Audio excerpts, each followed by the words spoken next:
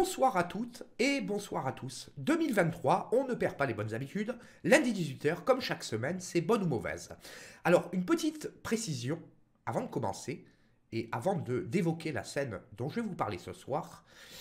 Depuis la dernière bonne ou mauvaise qui a eu lieu mi-décembre, on va dire, nous avons pris pas loin de 150 abonnés. J'en profite pour préciser une petite chose. Pensez à vous abonner si vous tombez par hasard sur nos vidéos, c'est important. Bonne ou mauvaise, c'est quoi? C'est tout simplement l'analyse d'une scène, d'un James Bond, qu'on l'aime ou qu'on ne l'aime pas. Je veux dire, il y a des bonnes scènes qui sont aimées par les uns, détestées par les autres. Tous les points de vue sont acceptés, c'est bien le concept de notre chaîne. Mais malheureusement, cette chronique, elle ne peut pas être menée par tout le monde, parmi les 13 personnes qui animent cette chaîne au quotidien. Parce que ça demande des moyens techniques assez importants, des projecteurs, un fond vert, souvent des micros professionnels pour avoir vraiment un rendu vraiment de qualité. Donc, pardonnez-nous que ce soit toujours plus ou moins les mêmes intervenants, mais malheureusement, pour le moment, nous n'avons pas d'autres solutions techniques. Je sais très bien que parmi nos 13 intervenants, certains sont en train de s'équiper. Les choses se feront progressivement, la chaîne a 3 ans, mais cela dit, il est vrai que les moyens techniques coûtent quand même extrêmement cher. Caméra haute définition, projecteur, fond vert, etc., etc. Bref, ce soir, je vais vous parler d'une séquence qui dure 1 minute 30 dans un film, et cette scène, c'est la séquence du jet ski, du wet bike, comme on l'appelle, dans L'espion qui m'aimait.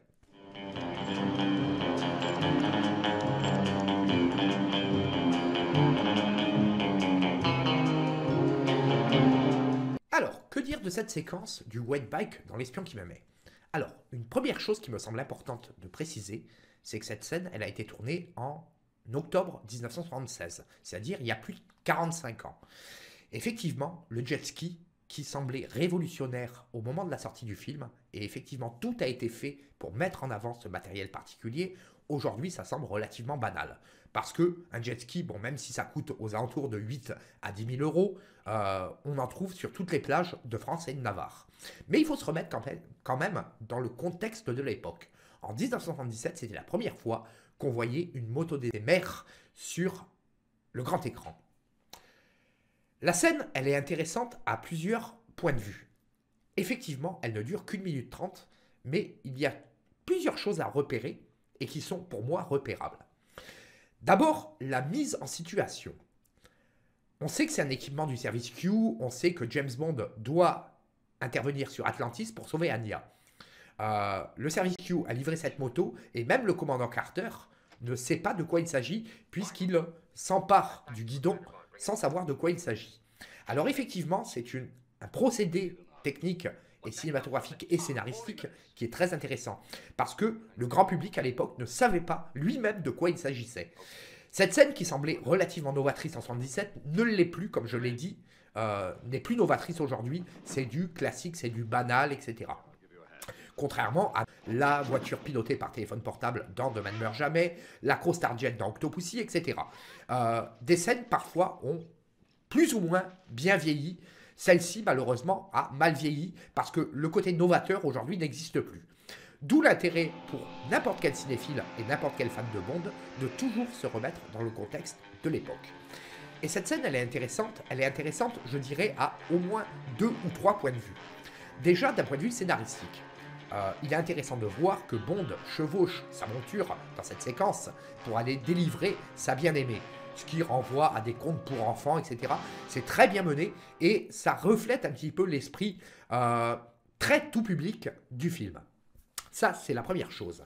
D'un point de vue cinématographique, naturellement, il y a ce plan en travelling par hélicoptère piloté par Mark Wolf, scène supervisée ou par John Glenn ou par Ernest Day, qui ont été tous les deux des grands artisans du film de 77, qui demeure aujourd'hui pour beaucoup de fans une des références et probablement un des meilleurs films de la saga.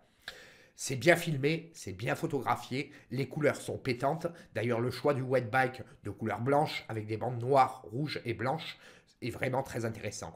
Le son d'ailleurs du wet bike est conforme à la réalité. La personne qui s'est occupée des effets sonores a récupéré le son original du wet bike. Et je veux dire, tout ça, c'est très bien mené. Mais il y a aussi quelque chose d'intéressant dans cette scène, c'est qu'il y a la thématique effectivement du chevalier qui va délivrer sa princesse, etc. Ce qui est intéressant, c'est l'utilisation des miniatures des Derek Meetings. C'est impressionnant comme le wet bike semble minuscule par rapport à la taille de l'Atlantis. Une sorte de rappel de la thématique biblique de David et Goliath. Et justement, on va revenir au thème biblique, parce que c'est intéressant, parce que le commandant Carter, un petit peu là aussi dans la thématique biblique, tire dans les pieds d'Atlantis pour la faire couler. Ce qui renvoie naturellement à la thématique dans le livre de Daniel de la Bible, du colosse au pied d'argile. Il y a plusieurs thématiques qui sont sous-jacentes dans cette scène, et je trouve ça très intéressant. Alors effectivement, oui, il y a le côté technique, travelling en hélicoptère, super réalisation, super photographie, toutes les thématiques sous-jacentes que je viens d'évoquer. Mais aussi une chose, c'est qu'à la fin de cette séquence, il y a quelque chose qui est très intéressant, c'est que Bond, Moore arrive à l'intérieur de l'Atlantis sur un des docks et finalement, il est doublé par Martin Grace.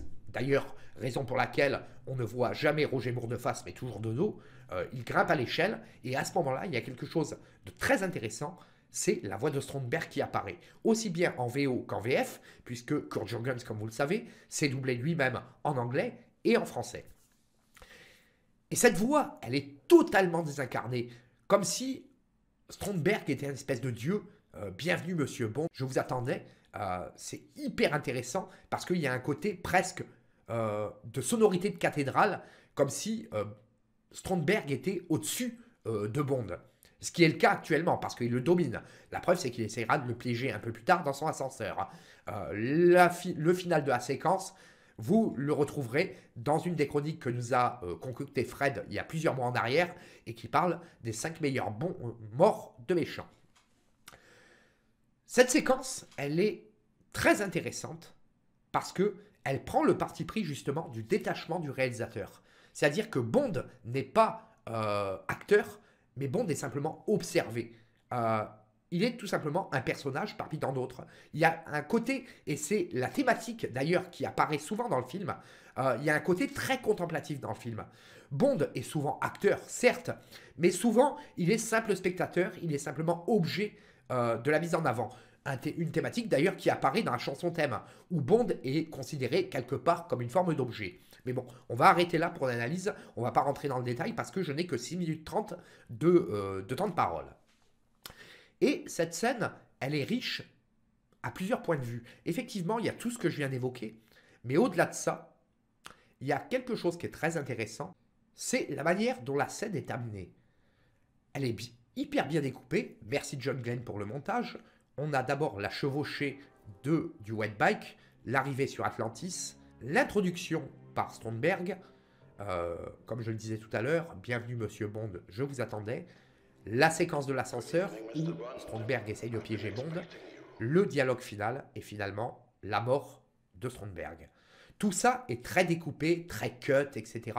1 minute 30, enfin du moins pour la partie du wet bike, après un peu plus, on va dire 2 minutes 40, 3 minutes, jusqu'à la mort de Stromberg. Finalement, c'est fou comme le final du film est expédié.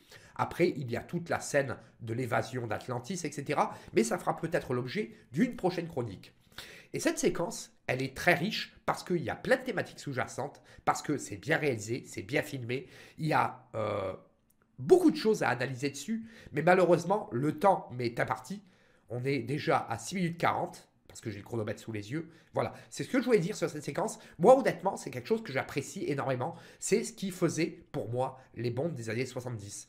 Des films qui étaient vraiment précurseurs en matière de technologie. Ce n'est plus le cas. Et il y a aussi une chose qui est hyper importante, c'est que je pense que L'espion qui me met dans cette séquence particulièrement a marqué un changement de paradigme par rapport à l'utilisation du James Bond theme.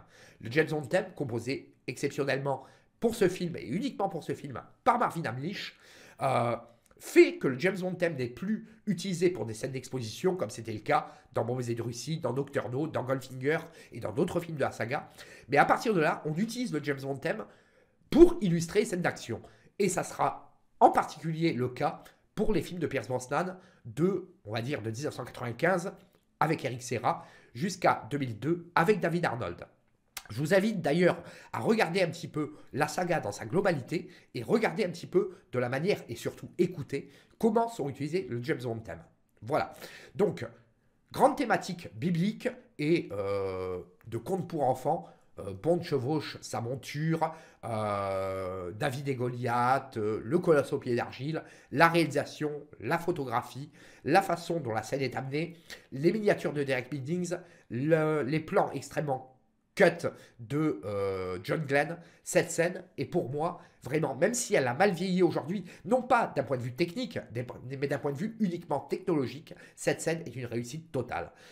Tout est parfait et il n'y a absolument rien à dire. Voilà ce que je voulais dire sur cette séquence qui dure, comme je l'ai dit, 1 minute 30, mais qui pour moi résume l'esprit des James Bond à l'aube des années 80. Et je veux dire, à l'époque, les James Bond étaient encore des précurseurs et non pas des suiveurs, comme ça sera le cas dans le film suivant. Et vous me reprochez souvent d'être très dur à l'endroit de Moonraker.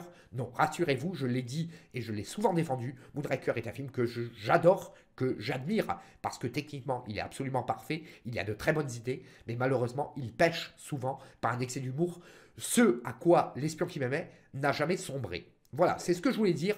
Je vous souhaite à toutes et à toutes une excellente soirée. Pensez encore une fois à vous abonner à la chaîne si vous aimez notre contenu. Et je vous dis à très bientôt. Bye bye.